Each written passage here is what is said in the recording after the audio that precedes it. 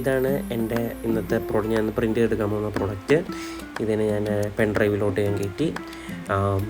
ഇത് കോൺജറിങ്ങിൽ വലക്കാൻ നേരം തെറ്റിയിരിക്കുന്നുണ്ട്. ആക്ച്വലി ഇതെൻ്റെ 3D പ്രിൻ്ററാണ്. ഞാൻ പൊടിയൊന്നും കയറാതിരിക്കാൻ വേണ്ടി ഇങ്ങനെ മൂടി വെച്ചേക്കുന്നത് കാരണം.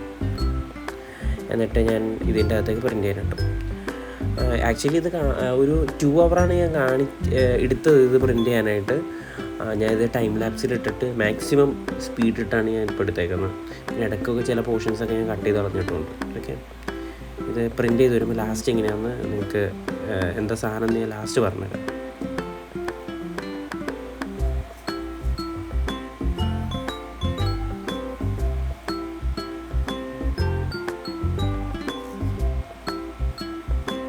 ഓക്കെ, ഇതാണ് പ്രിൻ്റ് ചെയ്ത് വന്നപ്പോൾ സാധനം ഇരുന്നത്. ഞാനൊന്ന് തണുപ്പ് ചൂടാറി കഴിയുമ്പോൾ നമുക്കതിന് സിമ്പിളായിട്ട് നമുക്കിങ്ങനെ പറിച്ചെടുക്കാൻ പറ്റും. ഓക്കെ, ഇങ്ങനെ വേര് പോലത്തെ സാധനങ്ങളുണ്ട്. ഇത് അതിൻ്റെ സപ്പോർട്ടിന് വേണ്ടിയിട്ട് കൂടെ പ്രിൻ്റ് ചെയ്യുന്നതാണ്. ഓക്കെ, അതും ഞാൻ കട്ട് ചെയ്ത് കളഞ്ഞു. അപ്പോൾ ഇതാണ് നമ്മുടെ ഫൈനൽ പ്രോഡക്റ്റ്. ആക്ച്വലി ഇതെന്താണെന്ന് വെച്ച് കഴിഞ്ഞാൽ നമ്മുടെ ഈ കേബിളൊക്കെ ഇല്ലേ, ഈ കേബിളൊക്കെ നമുക്ക് ഇതേപോലെ ഈ സൈഡിൽ ഹുക്ക് ചെയ്ത് വെക്കാൻ പറ്റും. അതിന് വേണ്ടിയിട്ട് ഞാൻ പ്രിൻ്റ് ചെയ്തതാണ്. ആ സ്ക്രൂ പോലെ ഇരിക്കുന്ന സാധനം അവിടെ ഒരു ഹോളുണ്ട്. അതിൻ്റെ അകത്ത് ഇങ്ങനെ കയറ്റി ഇങ്ങനെ പിരിച്ച് നമുക്ക് എന്ത് ചെയ്യാൻ പറ്റും, നമ്മുടെ ടേബിളിലോട്ട് ഇങ്ങനെ ടൈറ്റ് ചെയ്ത് വെക്കാൻ പറ്റും. എന്നിട്ട് നമുക്ക് എന്ത് ചെയ്യാം, നമ്മുടെ കേബിളൊക്കെ അതിലോട്ട് ഇതേപോലെ ഹുക്ക് ചെയ്ത് വെക്കാം.